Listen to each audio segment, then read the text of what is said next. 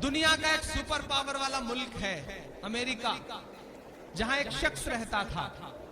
उस शख्स के पैरों की थिरकन में अल्लाह ने ऐसी तासीर रखी थी कि जब उसके पैर थिरकते थे तो दुनिया अरबों डॉलर लुटा देती थी, लेकिन उसे कहीं सुकून नहीं मिलता था। उसने अपने चचेरे भाई से कहा कि मुझे सुकून की तलाश है। तो चचेरे भाई ने कहा कि अगर सुकून चाहते हो तो कुरान पढ़ो। उस शख्स ने कुरान पढ़ा और उसे इतना सुकून मिला कि वो इस्लाम में दाखिल हुआ। उस शख्स का नाम था माइकल जैक्सन। कुछ बात तो है मेरे इस्लाम में, कुछ बात तो है मेरे इस्लाम में कि जिस शख्स के मुक्के से पूरी दुनिया कांपती थी वो मुक्केबाज मोहम्मद अली बन जाता है। कुछ बात तो है मेरे इस्लाम में कि जिस माइक टायसन के गुस्से से पूरी दुनिया कांपती थी वो शख्स एहराम पहन करके अल्लाह के घर का तवाफ करता हुआ नजर आता है। कुछ बात तो है मेरे इस्लाम में। आप रेट लगा रहे हैं और वो भी 5 लाख का।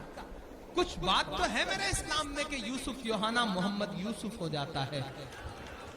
कुछ बात तो है मेरे इस्लाम में कि जिसके बल्ले से निकले हुए रन दुनिया को चकाचौंध कर देते थे वो ब्रायन लारा इस्लाम कबूल कर लेता है। कुछ बात तो है मेरे इस्लाम में, और आप रेट लगा रहे हैं 5 लाख। एक तरफ अरबों डॉलर लुटा करके छोड़ करके लोग इस्लाम में दाखिल हो रहे हैं और आप रेट लगा रहे हैं 5 लाख। कुछ बात तो है मेरे इस्लाम में कि अंतरिक्ष में जाकर के सुनीता विलियम्स को सिर्फ 2 जगह रोशनी दिखाई पड़ती है, वो जगह है मक्का और मदीना। कुछ बात तो है मेरे इस्लाम में। मैकनेस में पढ़ता हूँ तमाम चेहरों के नाम जो घर वापसी घर वापसी घर वापसी की रट लगाए बैठे हैं। नज्म पढ़ता हूँ और दुआएं मांगता हूँ, और पूरी दुनिया ने इस नज्म को बहुत हंगामों में सुना है, मुझे पलकों पे बिठा के सुना है। आज देखता हूँ कि कलकत्ता कैसे सुनता है। पढ़ता हूँ, सुनेगा। दोस्तों, एक नई वीडियो में आपका स्वागत है। आज हम इमरान प्रतापगढ़ी की नज़में सुनेंगे। वह एक मुस्लिम लीडर नहीं बल्कि एक भारत का युवा नेता भी है, जो इस सिस्टम के बारे में अपने बता रहा है कि एजुकेशन की पावर क्या है। वो अपने नज़मों के थ्रू बता रहा है कि क्या क्या सिस्टम में चेंज होना चाहिए और किस तरीके से इन्होंने अपनी बात को रखा नज़मों के द्वारा। तो सुनते हैं उनकी ये नज़में, देखिए आप पूरा वीडियो। कह रहा हूं मैं ये नाप कर तोल कर। माइक थोड़ा एडजस्ट कर दें भाई, जो भी हो थोड़ा सा माइक एडजस्ट कर दें।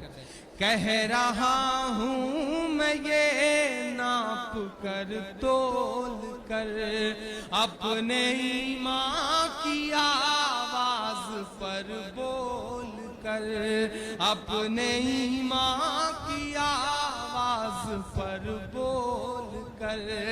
ख्वाब घर वापसी का जो बुनते हैं वो, ख्वाब घर वापसी का जो बुनते हैं वो, मेरी धड़कन सुने कान को खोल कर, मेरी धड़कन सुने कान को खोल कर। हम मोहम्मद के इस्लाम की शान पर,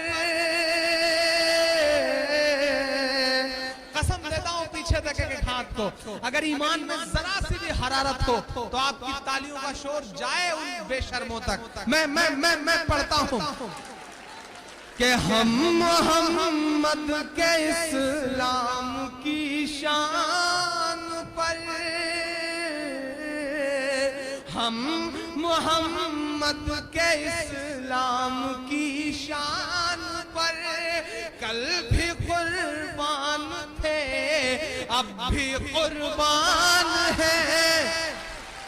हम मुसलमान हैं, हम मुसलमान हैं, हम मुसलमान हैं, हम मुसलमान हैं। मेरे भारत तेरी आन है, शान है।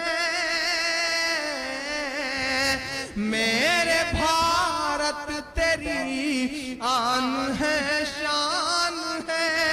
हम तेरी सरहदों के निगहबान हैं, हम मुसलमान हैं, हम मुसलमान हैं, हम मुसलमान हैं, हम मुसलमान हैं। पहला बंद पढ़ता हूं इस नज़्म का कि हम तो फारस अरब से भी आए नहीं।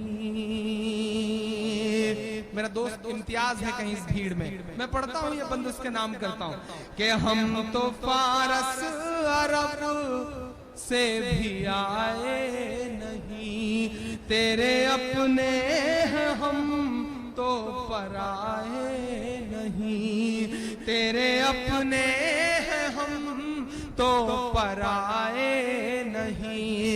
इस तरह से सितम हम पे ढाए गए, इस तरह से सितम हम पे ढाए गए, मुद्दतें हो गई मुस्कुराए नहीं, मुद्दतें हो गई मुस्कुराए नहीं। कभी कभी सोचता हूं किससे शिकवा करूं, किससे कहूं अपने दिल का दर्द। हाँ, ये सितम ही तो है। हम चेहरे से मुसलमान नहीं लगते। बहुत सारे मेरे हम उम्र नौजवान दोस्त हैं जो इंजीनियरिंग पढ़ रहे हैं, जो मेडिकल की पढ़ाई कर रहे हैं। हम चेहरे से मुसलमान नहीं लगते, लेकिन जब हम ट्रेनों के फर्स्ट क्लास में सफर करते हैं और हमारे मोबाइल पर फोन आता है और जब हम जवाब में वालेकुम अस्सलाम कहते हैं तो हमारे आसपास की सवारियों के चेहरों के एक्सप्रेशंस बताते हैं कि ये सितम ही तो है, ये सितम ही तो है साहब, कि हम बोर्डिंग पास लेकर के सिक्योरिटी चेक के लिए एयरपोर्ट पर खड़े होते हैं तो बोर्डिंग पास पर हमारा नाम पढ़ने के बाद सिक्योरिटी इंचार्ज की उंगलियों का दबाव बताता है कि ये सितम ही तो है, ये सितम ही तो है, ये सितम ही तो है कि निर्भया के बलात्कार का आरोपी तिहाड़ जेल में बैठ करके इंटरव्यू देता है और वो इंटरव्यू प्रसारित होता है। वहीं दूसरी तरफ महज एक झूठे इल्जाम पर दीमापुर नागालैंड की जेल से निकाल करके एक मासूम को सरेआम चौराहे पे पीट पीट कर इसलिए मार दिया जाता है क्योंकि वो मुसलमान रहता है। ये सितम ही तो है, ये सितम ही तो है। आखिर कब तक चुप रहे हम? ये सितम ही तो है कि आत्मसमर्पण करने के बाद भी एजेंसियां ऐसे ताना बाना बनती हैं कि हमारी सुप्रीम कोर्ट सजाए मौत देती है एक इंसान को, लेकिन उससे पहले प्रेजेंट टाइम पे प्रधानमंत्री का कत्ल करने वाले लोग आज भी उम्र कैद की सजा काट रहे हैं। ये सितम ही तो है साहब, इस सितम पर हमें बोलना तो पड़ेगा। मुद्दतें हो गई मुस्कुराए नहीं, इस तरह से सितम हम पे ढाए गए, इस तरह से सितम हम पे ढाए गए, मुद्दतें हो गई मुस्कुराए नहीं। गवाह है हिंदुस्तान की तमाम इमारतें मेरे इन मिस्रों की। मैं पढ़ता हूं कि दिल्ली बता धोखा तुझे कब हमने दिया है, दिल्ली बता धोखा तुझे कब हमने दिया है, इतराने के लायक जो है सब हमने दिया है, इतराने के लायक जो है सब हमने दिया है। और हिंसा का जो इल्जाम लगाते हैं वो सुन लें, गांधी को महात्मा का लक़ब हमने दिया है, गांधी को महात्मा का लक़ब हमने दिया है कि मेरे पुरखों की जागीरदारी है ये। मेरा तेवर बोल रहा है इन मिस्रों में, अपनी खुददारी जोड़िएगा मेरे इन मिस्रों के साथ कि मेरे पुरखों की जागीरदारी है ये, मत समझना कि हम लोग मेहमान हैं, हम मुसलमान हैं, हम मुसलमान हैं, हम मुसलमान हैं, हम मुसलमान हैं। एक बंद पढ़ता हूँ साहब। हमें बेवकूफ बनाने के लिए और हिंदुस्तान की खूबसूरत जो मोहब्बत भरा समाज है उसके ताने बाने को बुनने के लिए, तोड़ने के लिए, कभी घर वापसी, कभी लब जिहाद। और मजेदार बात बताऊं साहब, ये जो लब जिहाद का नारा देने वाले लोग हैं ना, उनकी सगी बेटियों ने सगे मुसलमानों से शादियां करी हैं। इस्तेहार उठा के देख लीजिए। ये सिर्फ हमको आपको तोड़ने की कोशिशों में लगे हुए हैं। एक साहब है जिनका नाम है सुब्रमण्यम स्वामी। अभी ताजा बयान आया था शमीम भाई, उस आदमी का बेहूदगी भरी बात उस शख्स ने कही कि मस्जिद कोई खुदा का घर थोड़े ही है, जब चाहो उसे तोड़ दो। मैंने उस दिन से नया उनका नामकरण संस्कार किया। वो सब पे मुकदमा करते रहते हैं। मैं दुआ करता हूँ कि मेरी बात उन तक पहुंचे और वो मुझ पर भी मुकदमा करें, क्योंकि मैंने बहुत जायज बात कही है। जब से उस शख्स ने ये बात कही हमारे दिलों को ठेस पहुंचाने वाली, तब से मैं उसे सुब्रमण्यम स्वामी नहीं बल्कि सुअर मरियम स्वामी कहता हूँ। और मुझे लगता है कि ये नाम बहुत सही है उस शख्स का। मैं मिसरे पढ़ता हूँ, ऐसे तमाम लोगों के नाम मैं मिसरे करता हूँ जो हिंदुस्तान की खूबसूरत कौमी एकजहती को तोड़ने की कोशिशों में लगे हुए हैं। अगर घर वापसी का नारा देना है तो मैं नाम गिना रहा हूँ, हिम्मत है तो उनकी घर वापसी करवाओ। पढ़ता हूँ, सुनिएगा। कि सब पे लागू न ये बेबसी कीजिए, स्वामी जी सब पे लागू न ये बेबसी कीजिए, अपने घर की भी कुछ चौकसी कीजिए, अपने घर की भी कुछ चौकसी कीजिए। हो वो मुख्तार नकवी या हो शहनवाज।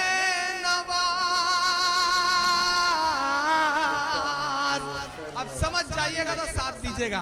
हो वो मुख्तार नकवी या हो शहनवाज, पहले उनकी तो घर वापसी कीजिए, पहले उनकी तो घर वापसी कीजिए।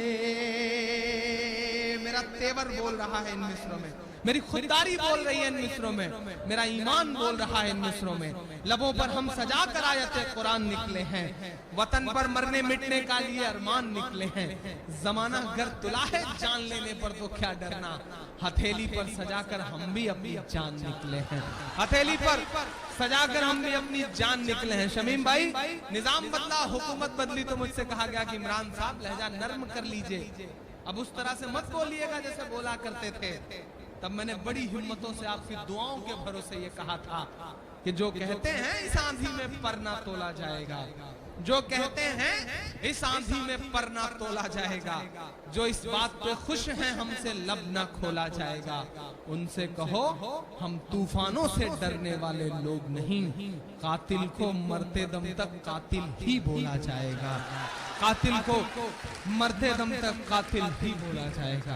मैं मिसरे पढ़ता हूँ और आपसे दुआएं मांगता हूँ। सब पे लागू न ये बेबसी कीजिए, अपने घर की भी कुछ चौकसी कीजिए। हो वो मुख्तार नकवी यहाँ शहनवाज, पहले उनकी तो घर वापसी कीजिए। और हमजा सुनना ये मिसरे मेरा तेवर बोल रहा है। अब तक जिन जिन लोगों ने खामोशी ओढ़ रखी है, मैं उन हाथों को भी कसम दे रहा हूँ, पीछे तक एक हाथ उठेगा अगले दो मिसरे पे। मैं पढ़ता हूँ। पहले उनकी तो घर वापसी कीजिए कि 5 दिन की हुकूमत पे इतना नशा। ताली वाला मिसरा अगला आ रहा है। 5 दिन की हुकूमत पे इतना नशा। एक बहुत छोटे से बहुत मासूम से शायर की जुबान से 800 सालों की तारीख बोल रही है कि 5 दिन की हुकूमत पे इतना नशा, 5 दिन की हुकूमत पे इतना नशा, हम तो वो हैं जो सदियों से सुल्तान हैं। हम मुसलमान हैं, हम मुसलमान हैं, हम मुसलमान हैं, हम मुसलमान हैं, हम मुसलमान हैं।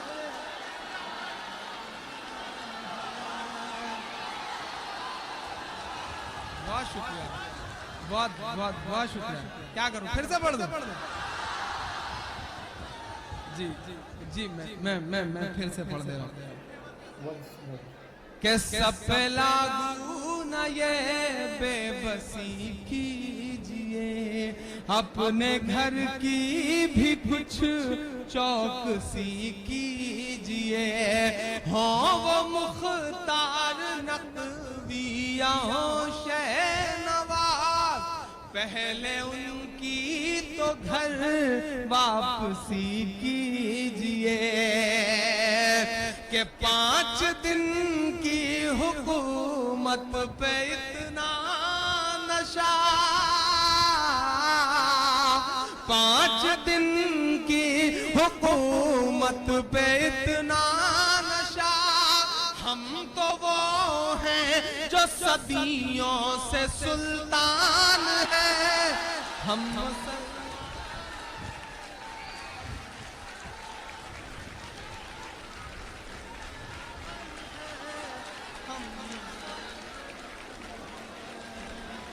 बहुत शुक्रिया, बहुत शुक्रिया, बहुत मोहब्बत है, बहुत शुक्रिया। हम मुसलमान हैं, हम मुसलमान हैं। मेरे भारत तेरी आन है, शान है। मेरे भारत तेरी आन है, शान है। हम तेरी सरहदों के निगहबान हैं।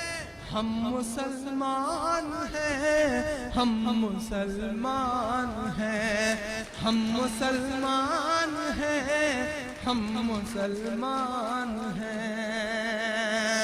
शमीम मेरे भाई, मेरे दोस्त, कभी कभी मैं सोचता हूँ कि आखिर ये सियासत, ये हुकूमतें, ये सिस्टम, ये प्रशासन हमारी इन मासूम नस्लों से क्या उम्मीदें करती हैं।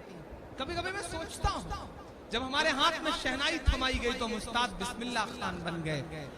जब हमारे हाथ में सरोद थमाया गया तो उस्ताद अमजद अली खान बन गए। जब हमारे हाथ में तबला थमाया गया तो उस्ताद जाकिर हुसैन बन गए। याद करिए, जब हमारे हाथ में टेनिस का रैकेट पकड़ाया गया तो हमारी बेटियां सानिया बन गईं।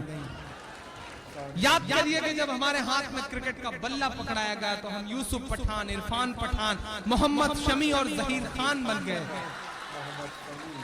याद करिए कि हमारे हाथ में जब म्यूजिक दिया गया तो हम इस देश को आस्कर दिलवाने वाले रहमान बन गए।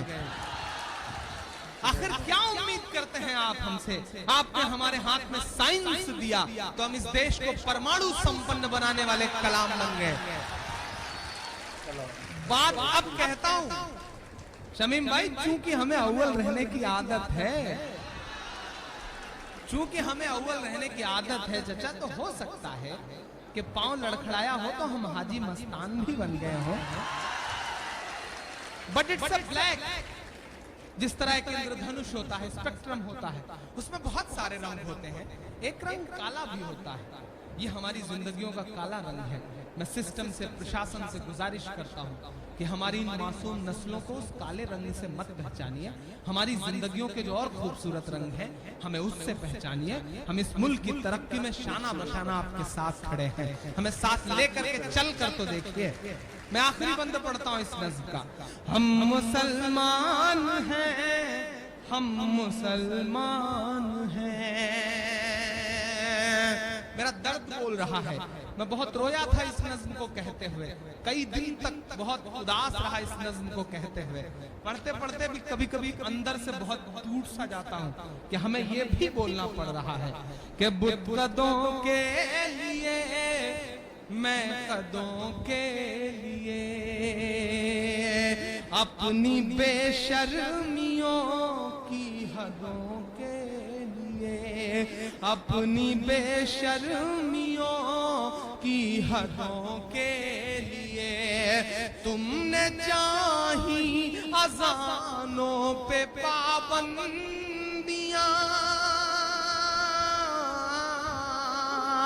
तुमने चाही अजानों पे पाबंदियां, हम तो लड़ते रहे सरहदों के लिए, हम तो लड़ते रहे सरहदों के लिए। कि कौम सोई है इसको जगाओगे तो। एक बहुत अहम बात कहता हूं आज इस बहुत खूबसूरत डाइस से, ये सच है कि पिछले 20 साल से हमें कटघरे में इतनी बुरी तरह रखा गया है, हमारी नस्लों का इतना बड़ा नुकसान किया गया है पिछले 20 साल में। बहुत प्लान करके, बहुत टारगेट करके इन फासिस्ट ताकतों ने बहुत प्लान करके हमारा नुकसान किया है। लेकिन इसका एक फायदा भी हुआ है नौजवान दोस्तों। इस फायदे के पहलू को जल्दी कोई नहीं समझेगा। इसका एक फायदा यह हुआ है कि कश्मीर से लेकर के कन्याकुमारी तक और नेपाल के बॉर्डर से लेकर के राजस्थान के बॉर्डर तक डंडा लेकर के भैंस चराने वाला आम मुसलमान भी ये मान चुका है कि अगर इस मुल्क में जिंदा रहना है तो बच्चों को पढ़ाना पड़ेगा। ये एहसास जागा है। दुनिया का कोई मुल्क, दुनिया का कोई सिस्टम परफेक्ट नहीं होता। मैं आपको दावत दे रहा हूं, दुनिया का कोई सिस्टम परफेक्ट नहीं होता। माइक पर खड़े होकर कितना भी कोसा जाए, कितनी भी गालियां दी जाएं, निजाम ऐसे नहीं बदलेगा। निजाम बदलना चाहते हो तो सिस्टम का हिस्सा बनो। तसव्वुर करो कि अगर एक थाने में तुम्हारे नाम का एक सिपाही आ जाता है तो थाने का निजाम बदल जाता है। जिस दिन तुम किसी जिले में कलेक्टर बन के बैठोगे, जिस दिन तुम किसी जिले में सुपरिंटेंडेंट ऑफ पुलिस बन के बैठोगे, उस दिन जिले का हाल क्या होगा। अगर इस मुल्क को सुधारना चाहते हो, अपना हक लेना चाहते हो तो ब्यूरोक्रेसी पे कब्जा करो, इसके अलावा कोई चारा नहीं है। इंजीनियरिंग पढ़ा लोगे बच्चों को, डॉक्टरेट पढ़ा लोगे बच्चों को, अपने बच्चों को बहुत बड़ा बिजनेसमैन बना दोगे, अरबपति बन जाओगे, तुम्हारा फायदा होगा, खुद का फायदा होगा। लेकिन अगर नस्लों का फायदा करना चाहते हो तो सिर्फ ब्यूरोक्रेसी पे कब्जा करो, पावर अपने हाथ में लो। और शमीम भाई, मैं आपको भी दावत देता हूं, बहुत बड़ा काम कर रहे हैं। एक काम ये भी शुरू करिए सिविल सर्विसेज के लिए, यानी कि IAS IPS की पढ़ाई के लिए, उसकी प्रिपरेशन के लिए, कोचिंग के लिए एक फ्री इंस्टीट्यूट डालिए। मैंने इलाहाबाद में डालने जा रहा हूं और मैं दावत देता हूं अपने नौजवान दोस्तों को, इसके अलावा कोई हल नहीं है इस मुल्क में। ग्रेजुएशन करने के बाद एक मुहिम बना लीजिए कि एक वक्त कम खाएंगे लेकिन IAS बन के दिखाएंगे, IPS बन के दिखाएंगे, ये कसम खाइए। और आज यहाँ से जाने के बाद मैं तुम्हें पूरी छूट देता हूँ। मैं मानता हूँ कि हमारी नई नस्लें थोड़ी सी बदमाश हैं, हमारी नई नस्लें थोड़ा सा हीरोगिरी में ज्यादा रहती हैं, शाहरुख, सलमान और आमिर की फैन ज्यादा हैं। इस बात पर हमारे बड़े बुजुर्ग चिढ़ते भी हैं, लेकिन फिर भी मैं तुम्हें छूट देता हूँ। जितना चाहो मस्ती करो, जितना चाहो घूमो फिरो, जिस तरह की चाहो टी शर्ट पहनो, जीन्स पहनो, लेकिन दो चीज जिंदगी में अहद कर लो, कुछ भी करो लेकिन अजान हो तो मस्जिद का रुख कर लो, जाओ नमाज पढ़ो, उसके बाद जो करना है करो, क्योंकि नमाज हर चीज से रोकती है, हर बुराई से रोकती है। एक दिन इंशाअल्लाह तमाम बुराइयां खत्म हो जाएंगी। और दूसरी एक बात अपने दिल के अंदर बैठा लो कि नहीं, बहुत हो चुका, बहुत झेल चुके हमारे बड़े बुजुर्ग, बहुत झेल चुके हमारे पुरखे। अब इंशाल्लाह हम पढ़ेंगे, हम सिस्टम का हिस्सा बनेंगे, हम पावर का हिस्सा बनेंगे, इंशाल्लाह हम ये करेंगे। अगली साल जब मैं यहाँ आऊं तो मैं उम्मीद करूं कि वो इंस्टीट्यूट शुरू रहेगा शमीम भाई। और आज ये आप बहुत बड़ा वेलफेयर ट्रस्ट चला रहे हैं, मैं बहुत छोटा सा शायर हूं, मेरी बड़ी छोटी सी औकात है, लेकिन मैं आज यहाँ घोषणा कर रहा हूँ और ये बात कह रहा हूँ कि इंशाल्लाह आज आप जब मिलिएगा प्रोग्राम के बाद तो मैं उस इंस्टीट्यूट के लिए अभी से अपनी तरफ से आपको 21,000 रुपए अभी से डोनेट कर रहा हूँ, उसे रखिएगा और शुरुआत करिएगा इंशाल्लाह। एक मुहिम शुरू करिए, कौम सोई है इसको जगाओगे तो। एक इशारा जगा देता है, एक झटका जगा देता है। मुझे लगता है कि एक बेजान लटकते हुए सूली पे जिस्म ने आपको भी कहीं ना कहीं झकझोरा है, बेदार किया है। तो जाग जाइए। अगर आप अदालतों में जज होते, अगर आप अदालतों में वकील होते तो शायद बात इतनी खराब न हो पाती। बनो, हिस्सा बनो। कौम सोई है इसको जगाओगे तो, कौम सोई है इसको जगाओगे तो, ये समझ लेना हम लोग तूफान हैं, हम मुसलमान हैं, हम मुसलमान हैं, हम मुसलमान हैं, हम मुसलमान हैं। मेरे भारत तेरी आन है, शान है, हम मुसलमान हैं, हम मुसलमान हैं। बहुत शुक्रिया, बहुत मोहब्बतें। और आखिर में जाते जाते बस एक छोटी सी नज्म का एक बंद पढ़ के जा रहा हूं। और ये भी कह रहा हूं दोस्तों कि मैंने आज बात तो एक बड़ी सी बात अल्लाह ने मुझसे कहलवा ली है। आप जितनी बड़ी तादाद में हैं, अगर आप शमीम को एक एक रुपया भी देंगे रोज, तो इंशाल्लाह वो एजुकेशन सिस्टम का जो वो इंस्टीट्यूट है वो बहुत अच्छे से रन करेगा। गुटके में से एक रुपया खर्च कर देना कि चलो ये आने वाली नस्लों के लिए दे रहा हूं, ये कर लोगे तो इंशाल्लाह 10 साल में पता नहीं क्या हो जाएगा। 10 साल में मैं बदलते हुए हिंदुस्तान को देख रहा हूँ। मैं तो वो ख्वाब लेके चला हूँ। जब मैं मुशायरों में आया चाचा, तो मुझसे ये कहा गया कि इमरान साहब, जो पढ़ रहे हो इसमें शायरी नहीं है, जो पढ़ रहे हो इसे अदब में कहीं जगह नहीं मिलेगी। जो तुम पढ़ते हो नज़्में, वो मरने के बाद किताबों में नहीं पढ़ाई जाएंगी। तब मैंने छाती ठोक करके अपने बड़े शायर दोस्तों से ये कहा था कि मैं जानता हूँ कि जो मैं पढ़ रहा हूँ उसे अदब में जगह नहीं मिलेगी। मैं ये भी जानता हूँ कि मैं जो पढ़ रहा हूँ इसे मेरे मरने के बाद किताबों में नहीं पढ़ाया जाएगा। लेकिन मैं ये भी जानता हूँ कि इंशाअल्लाह मैं जीते जी इनकलाब जरूर पैदा कर जाऊंगा। मैं उस कोशिश में लगा हुआ हूँ, मैं उस मुहिम में आपके साथ हूँ। इस मिशन का हिस्सा बनिए, पढ़ाइए अपने बच्चों को। जब तक पढ़ाओगे नहीं, वो तो चाहते हैं कि हम जाहिल रहें, वो तो चाहते हैं कि हम पंचर जोड़ने वाले बन के रह जाएं, वो तो चाहते हैं कि हमारे हाथ में सिर्फ ट्रक और टैक्सी का स्टीयरिंग रहे, वो ये चाहते हैं कि हम सिर्फ पल्लेदार बन के रह जाएं, वो ये चाहते हैं कि हम सिर्फ मजदूर बन के रह जाएं। लेकिन मैं आपसे गुजारिश कर रहा हूं, और मेरी माएं बहनें भी यहाँ बैठी हैं, सबसे बड़ी गुजारिश आपसे करता हूं, आप किसी बच्चे का सबसे पहला स्कूल होती हैं। आप अपनी गोद में जब बच्चे को लेती हैं तो उसी दिन तय हो जाता है कि इस बच्चे को बनना क्या है। आप अहद करिए कि घर से एक चुटकी जो है आटा वो हर दिन रखे जाएंगे उस बच्चे की पढ़ाई के लिए, लेकिन बच्चे को पढ़ाएंगे। ये अहद कर लीजिए, थोड़ा सा अपने आप को बदलिए, इंशाल्लाह निजाम बदलेगा। मैं एक बहुत छोटी सी नज़्म का एक बंद पढ़ दूं, बहुत सारा वक्त हो गया, 11 बजने को आ गए। उसके बाद चूंकि प्राइज डिस्ट्रीब्यूशन भी होना है, मैं एक मदरसा जी मैं वो भी पढ़ दूं। अच्छा, वो 4 मिसरे, चूंकि पढ़ाई की बड़ी बातें हो रही हैं, जियाउल हक के 4 मिसरे के लिए इनका हुक्म हो रहा है। चूंकि मैं उस जिले से हूं जहां जियाउल हक के साथ वो दुर्घटना हुई, जहां वो हादसा हुआ, बड़ी मशक्कतों से तो लाखों में एक IPS, IAS या PPS ऑफिसर बन पाता है हमारा, और वो भी जब ऑन ड्यूटी मार दिया जाए तो हम जैसे शायर की जिम्मेदारी बनती है कि वो बोले। मैंने 4 मिसरे कहे। एक बड़ी बात कहता हूं कि जिस शख्स ने वो पूरा वाकया अंजाम दिया वो मेरे जिले का एक बहुत ताकतवर इंसान है।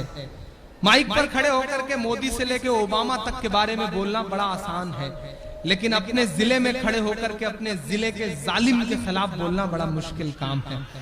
लेकिन मैंने बोला है आपकी दुआओं के भरोसे। मैं सिर्फ इसलिए बोल लेता हूं कि जब मैं किसी मंच पे खड़ा होता हूं, किसी माइक पर खड़ा होता हूं और बोलना शुरू करता हूं, तो मेरी आंखों के सामने शिवपुर का मंजर आ जाता है कि हजारों माएं बहनें मेरे लिए दुआएं करती हैं। मेरी आंखों में हिंदुस्तान के किसी शहर का मंजर आ जाता है, तब मैं कह देता हूं कि अर्श वाले मेरी तकदीर सलामत रखना, अर्श वाले मेरी तकदीर सलामत रखना, जमी के सारे खुदाओं से उलझ बैठा हूं।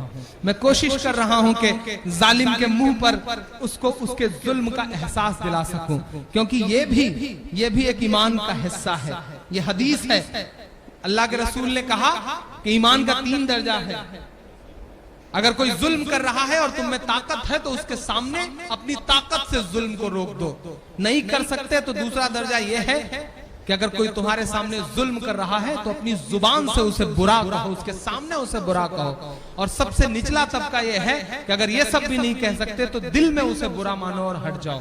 तो इंशाल्लाह अल्लाह ने मुझे दूसरा वाला दर्जा दे रखा है, मैं उसका इस्तेमाल करता हूं कि मिसरे पढ़ता हूं और आपसे दुआएं मांगता हूं। भला इंसान क्या कोई परिंदा तक नहीं मरता,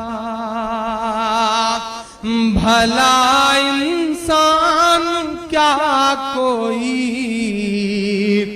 परिंदा तक नहीं मरता, भला इंसान क्या कोई परिंदा तक नहीं मरता, कोई जांबाज फिर बेमौत यूं नाहक नहीं मरता, सियासत अपने तेवर सख्त कर लेती तो ये तय था हमारे घर नहीं जलते, जियाउल हक नहीं मरता, हमारे घर नहीं जलते,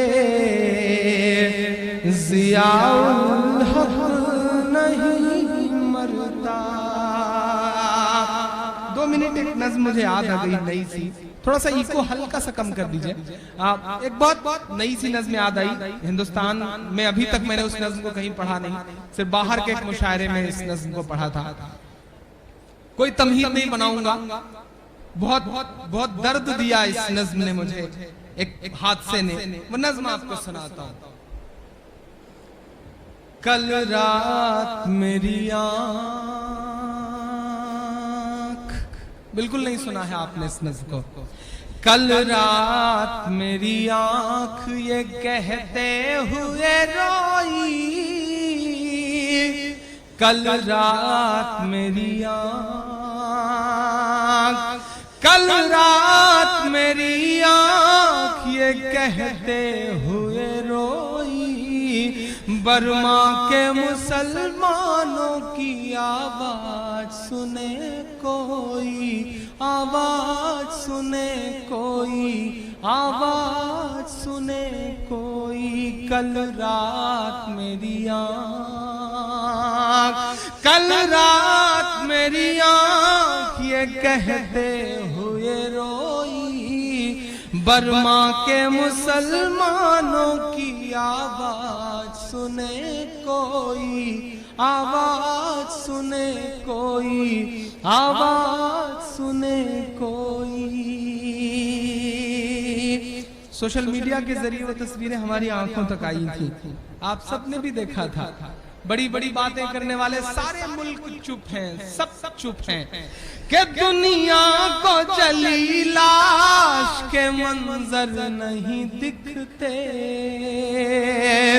दुनिया को जली लाश के मंजर नहीं दिखते, मुर्दा हुए हैं सांस के मंजर नहीं दिखते, मुर्दा हुए हैं सांस के मंजर नहीं दिखते, हथियार लिए फिरते अहिंसा के पुजारी, हथियार लिए फिरते अहिंसा के पुजारी, और खून भरी प्यास के मंजर नहीं दिखते, और खून भरी प्यास के मंजर नहीं दिखते। अब सारे मसीहा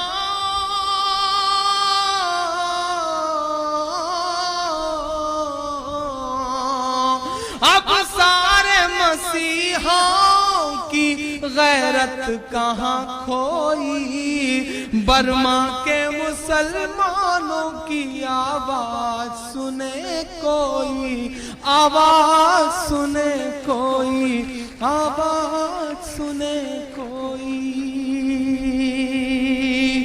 तसव्वुर करिए, खबरें ऐसी थी साहब कि कश्ती में बिठा करके उतार दिया गया समंदर में। उस तरफ का कोई मुल्क लेने को तैयार नहीं, ना श्रीलंका लेने को तैयार है, ना बांग्लादेश लेने को तैयार है, ना पाकिस्तान लेने को तैयार है, कोई लेने को तैयार नहीं। महीनों महीने गुजर जा रहे हैं। मैं मिसरे पढ़ता हूँ, शायद शायर हूँ, अल्लाह ने बहुत हसास का दिल दे रखा है। ये सब तस्वीरें बड़ी रुलाती रही मुझे। मैं बंद पढ़ता हूँ।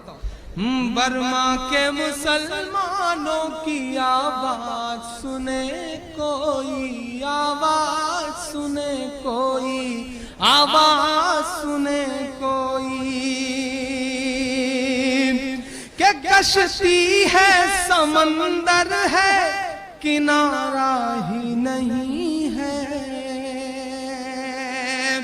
कश्ती है समंदर है, किनारा ही नहीं है।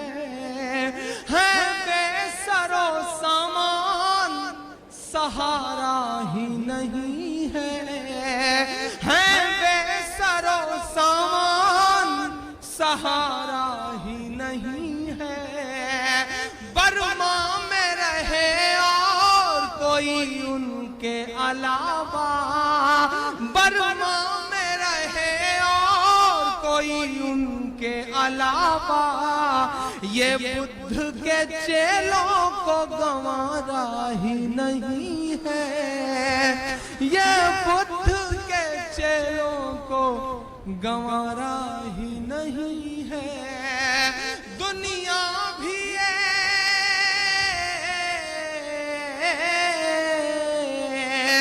दुनिया भी ये नामर्द है, चुपचाप है सोई।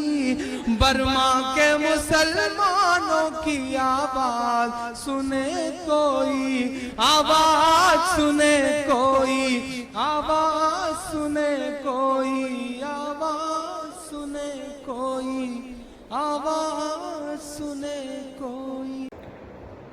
दोस्तों, अभी हमने सुना इमरान प्रतापगढ़ी का ये वीडियो। इसमें नज़्मों के द्वारा उन्होंने बहुत सारी बातों को डिस्कस किया, किस प्रकार उनके सिस्टम को चेंज करना है समाज के अंदर, एजुकेशन की पावर बताई और क्या क्या चेंजेस करने चाहिए। तो आपको ये वीडियो कैसा लगा, इसको ज़्यादा से ज़्यादा लाइक कीजिए, शेयर कीजिए और चैनल को सब्सक्राइब कीजिए।